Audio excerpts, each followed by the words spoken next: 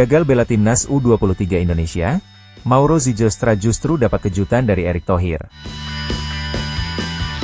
Seperti diketahui, Mauro Zijlstra telah diproses naturalisasi untuk bisa membela timnas Indonesia sejak Juli 2025 lalu.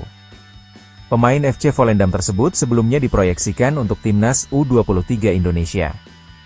Pasalnya, timnas U23 Indonesia bakal menjalani kualifikasi Piala Asia U23 2026 di Sidoarjo pada 3 hingga 9 September 2025. Timnas U23 Indonesia dalam ajang ini bergabung di grup J bersama Korea Selatan, Macau, dan Laos. Tim asuhan Gerald van den Burg ini ditargetkan untuk bisa lolos ke Piala Asia U23 2026. Untuk itu, PSSI berharap Mauro Zijlstra bisa menambah kekuatan skuad Garuda Muda. Akan tetapi, kenyataannya Mauro Zijlstra belum bisa membela timnas U23 Indonesia. Pemain berusia 20 tahun tersebut harus menelan kekecewaan karena gagal membela timnas U23 Indonesia di kualifikasi Piala Asia U23 2026 ini. Pasalnya, Mauro Zijlstra tak bisa didaftarkan ke AFC lantaran terbentur regulasi. AFC memiliki aturan untuk turnamen resmi seperti kualifikasi ini, pendaftaran pemain harus dilakukan minimal 10 hari sebelum pertandingan.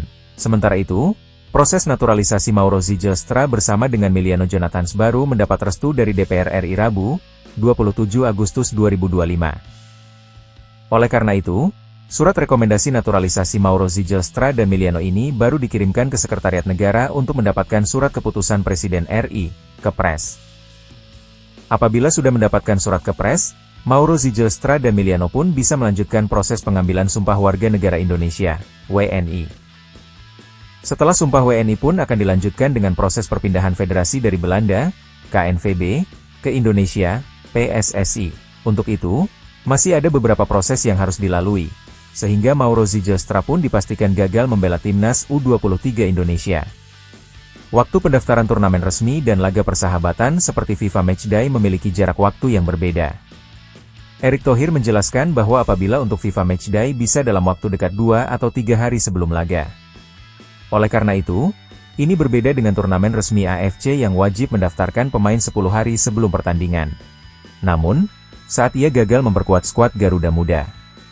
Pemain yang memiliki garis keturunan dari sang nenek yang lahir di Bandung, Jawa Barat tersebut justru mendapat kabar mengejutkan sekaligus peluang besar dari Erick Thohir. Pria yang juga menjabat sebagai Menteri BUMN tersebut mengatakan bahwa kesempatan Mauro tidak hilang begitu saja. Ia justru mendapat jalan baru yang terbuka untuk bisa membela timnas Indonesia senior langsung. Jadi memang kita peroskan Mauro dan Milano ini buat FIFA Matchday bulan September ini. Sebenarnya Mauro kita mau coba di U23 sebenarnya. Cuman karena waktunya tidak ya, jadi kita coba dorong keduanya untuk trial di senior.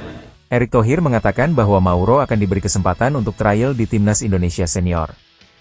Pasalnya, timnas Indonesia akan menghadapi 2 laga persahabatan melawan Taiwan dan Lebanon, di Stadion Gelora Bung Tomo, Surabaya, pada 5 dan 8 September 2025. Tim asuhan Patrick Kluivert ini tak dalam kondisi terbaik, karena ada beberapa pemain harus menepi akibat cedera. Salah satu pemain andalan di lini depan yakni Ula Romeni harus absen setelah Juli lalu menjalani operasi. Saat ini Ula Romeni masih fokus menjalani pemulihan, sehingga posisi lini depan pun masih ada tempat. Apalagi Rafael Struijk juga dipanggil ke timnas U23 Indonesia, sehingga Mauro pun memiliki peluang untuk mengisi posisi penyerang timnas Indonesia senior. Kabar ini tentu saja menjadi kejutan besar, karena sejak awal Mauro dipersiapkan untuk memperkuat timnas U23 Indonesia. Namun, setelah kegagalan tersebut, ia mendapat kesempatan dan peluang unjuk gigi di label senior. Apabila peluang ini bisa dimanfaatkan dengan baik oleh Mauro, bukan tak mungkin ia bisa mendapat tempat di lini depan skuad Garuda nantinya. Pasalnya, saat ini lini depan timnas Indonesia pun masih menjadi sorotan, sehingga kehadiran Mauro pun diharapkan bisa menambah opsi penyerang.